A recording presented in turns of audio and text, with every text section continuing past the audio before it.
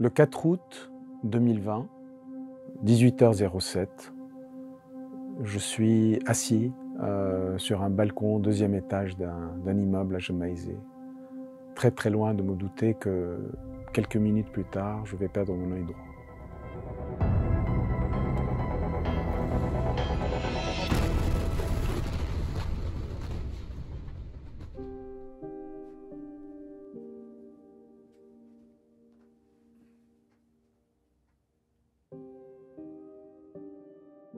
Alors la première chose que j'entends, c'est un bruit très sourd au loin. J'étais avec mon ami et on se demandait qu'est-ce que c'était. Est-ce que c'était un avion? Est-ce que c'était une explosion?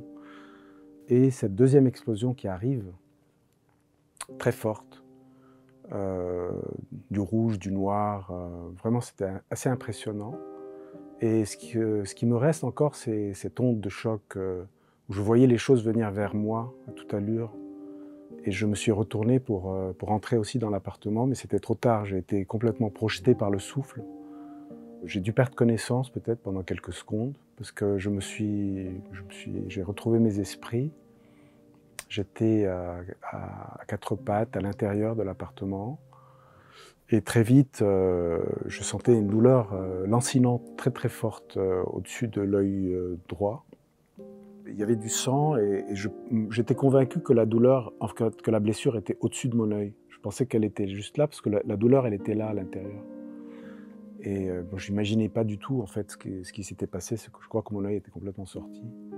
Perdre son œil, c'est pas quelque chose de facile et ça a pris plusieurs mois pour vraiment accepter l'idée que en fait, je ne verrai plus jamais de cet œil droit. Parce que pendant des mois, on avait refermé, on avait fait des opérations et on disait peut-être que la vue reviendra. Donc c'était vraiment essentiellement cette blessure physique qu'il fallait soigner, ce que j'ai fait, sans trop me soucier en fait des séquelles, disons plus psychologiques que ça pouvait avoir eu sur moi. Bon, j'ai la chance quand même d'être dans un métier de thérapeute qui fait que j'avais les appuis nécessaires aussi autour de moi et aussi dans ces modalités de travail sur soi qui m'ont beaucoup aidé à travailler, disons, le trauma plus psychologique. L'idée d'écrire un livre sur cet événement et comment je l'ai vécu, en fait, est venue très tôt. Je dirais peut-être à peine 1 ou 2 semaines après l'explosion. L'écriture a certainement été un processus d'intégration très intéressant pour moi. Qui m'a permis de mieux vivre voilà, la blessure et tout ce qui s'en est ensuivi, parce que ça a été un travail assidu sur vraiment 3 ans.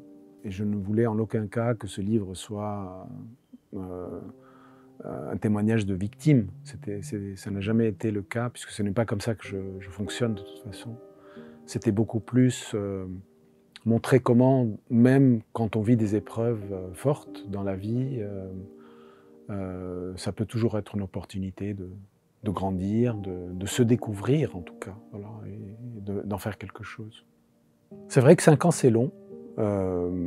S'il s'agit d'une attente des autorités, entre guillemets, il n'y en a pas.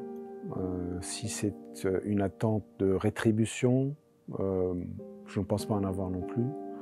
Quelque part, j'ai tiré un trait sur ça. Bon, ça fait aussi partie de ma manière de fonctionner. Je trouve que si on est tout le temps dans cette attente-là, on ne vit pas. Bon, je n'ai pas fait ce choix.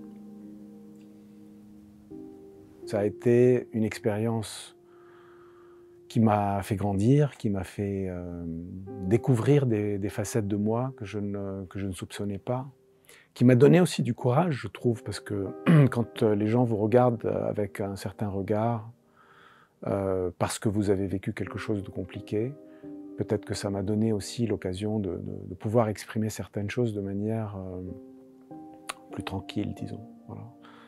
Et c'est comme ça que je vois aussi l'écriture de ce livre, c'est vraiment m'autoriser à dire certaines choses que je n'aurais peut-être pas pu dire il y a 5 ans.